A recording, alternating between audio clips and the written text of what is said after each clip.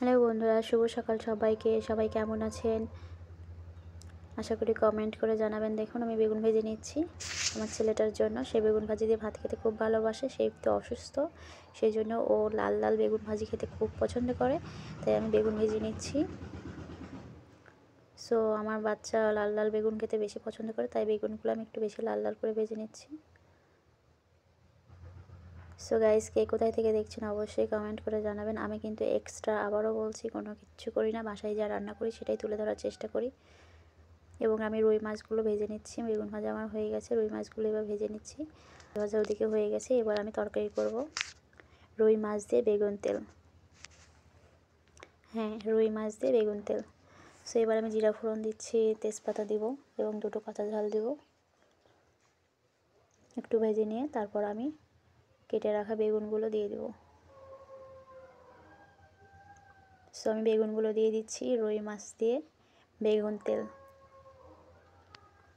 So guys, কে কোথায় থেকে দেখছেন অবশ্যই কমেন্ট করে জানাবেন। এই বোনটির পাশে থাকবেন। হ্যাঁ, আমি ছোট ইউজার, সো তাতে কি হয়েছে, তাই বলে কি আপনারা কেউ পাশে থাকবেন না? ছোট থেকেই তো মানুষ বড় হয়, তাই না? বড় থেকে তো আর ছোট হয় না। হ্যাঁ, মানুষের নিজের গুণাবলীর জন্য বড় থেকেও মানুষ কিন্তু ছোট হয়ে যায়। উপরে থেকেও মানুষ কিন্তু একটা সময় নিচে চলে আসে, শুধুমাত্র তার গুণাবলীর জন্য। সো ছোট বলে কেউ অবহেলা করবেন না, সবাই বোনটির পাশে থাকবেন, লাইক কমেন্ট করবেন। সো আমি আমার পরিমাণ মতো নুন, হলুদ এবং একটু গরম মশলার গুঁড়ো, একটু ঝালের গুঁড়ো বা বাটা দিয়ে দিয়েছি। সো আমি আবারও ঢেকে দিচ্ছি। সো আমি জল দিয়ে দিয়েছি আমার পরিমাণ মতো, খুবই সীমিত, কারণ আমি এটা করব রুই মাছের বেগুন তেল।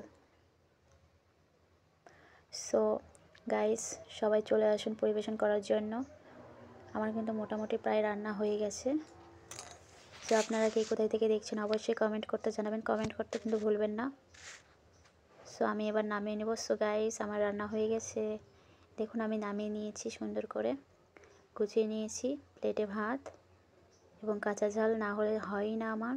সো রুই মাছের বেগুন তেল, দেখুন আমি কিন্তু ঝোল রাখি নাই, কারণ এরকমই মাখো মাখো খাবো, তাই রুই মাছের বেগুন তেল। এবং বেগুনগুলো লাল লাল করে ভেজে নিয়েছি। দেখুন গাইস, আমার রুই মাছের বেগুন তেল কেমন হয়েছে দেখে বলবেন কিন্তু।